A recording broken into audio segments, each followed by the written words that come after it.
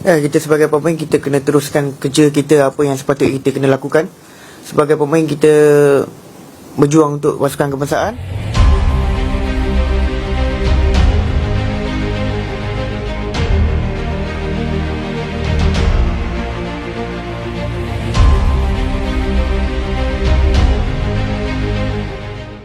Gegerkan ASEAN, satu persatu atlet Malaysia mulai buka suara. Bonus SEA Games 2025 tak jelas, kekecewaan membara, mimpi menjadi atlet Indonesia menggema. Agar tidak gagal faham, yuk simak bareng berikut ini.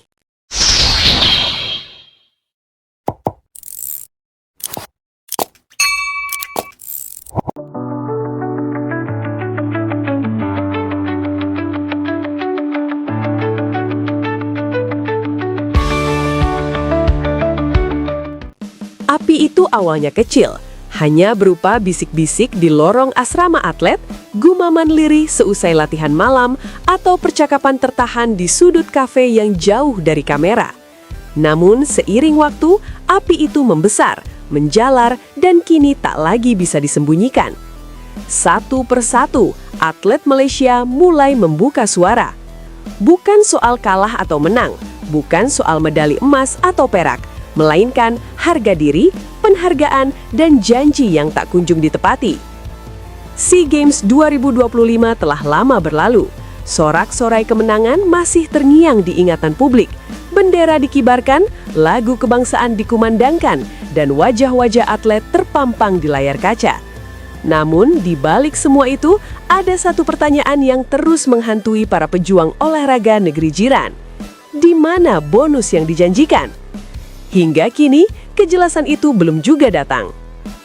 Kami bertanding untuk negara, tapi negara seolah lupa. Atlet pertama yang berani bicara adalah seorang sprinter nasional, sebut saja Aiman. Wajahnya sering muncul di podium SEA Games 2025. Medali emas di lehernya kala itu simbol kebanggaan nasional. Namun kebanggaan itu kini terasa pahit. Kami tidak pernah meminta berlebihan, ujar Aiman dalam sebuah percakapan tertutup yang kemudian menyebar luas.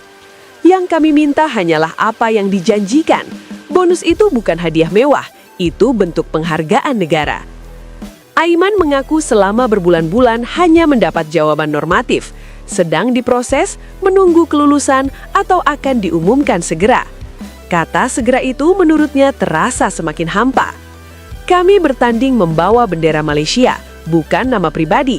Tapi setelah semua selesai, kami seperti ditinggalkan, katanya dengan nada getir. Suara kedua, atlet angkat besi yang merasa diperalat. Tak lama setelah Aiman, suara lain muncul dari cabang angkat besi.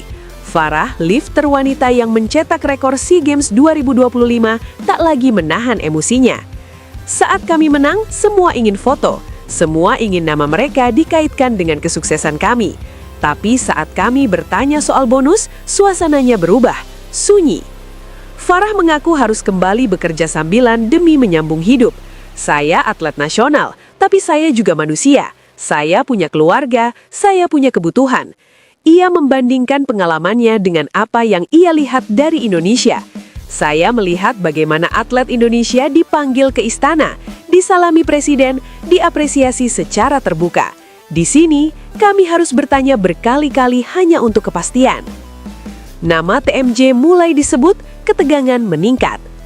Dalam setiap percakapan, satu nama selalu muncul, TMJ Malaysia.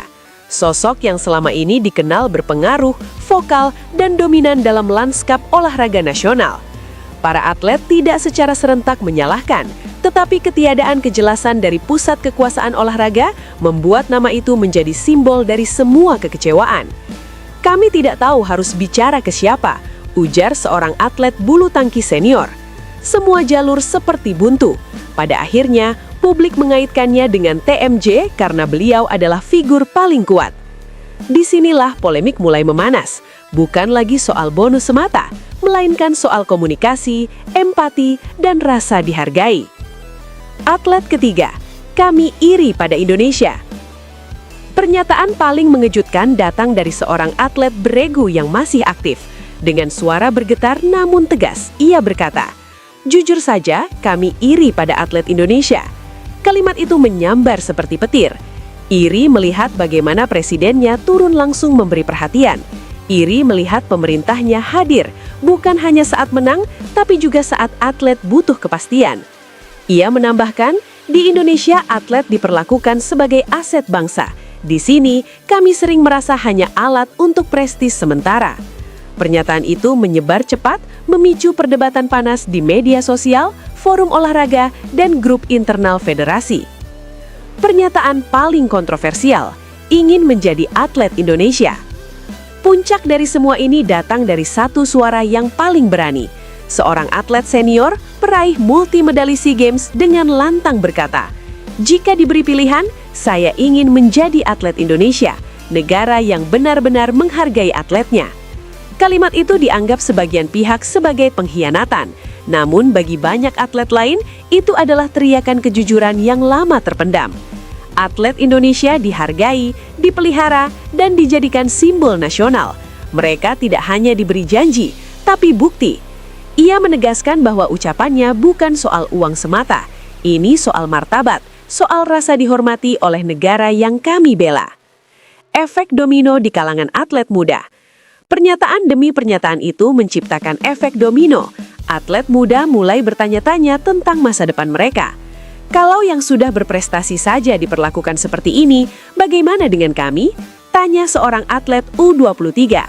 Sebagian mulai mempertimbangkan karir di luar negeri, sebagian lagi memilih fokus ke liga profesional ketimbang tim nasional. Cinta pada negara tidak boleh bertepuk sebelah tangan, kata seorang pelatih yang enggan disebut namanya. Indonesia sebagai cermin yang menyakitkan.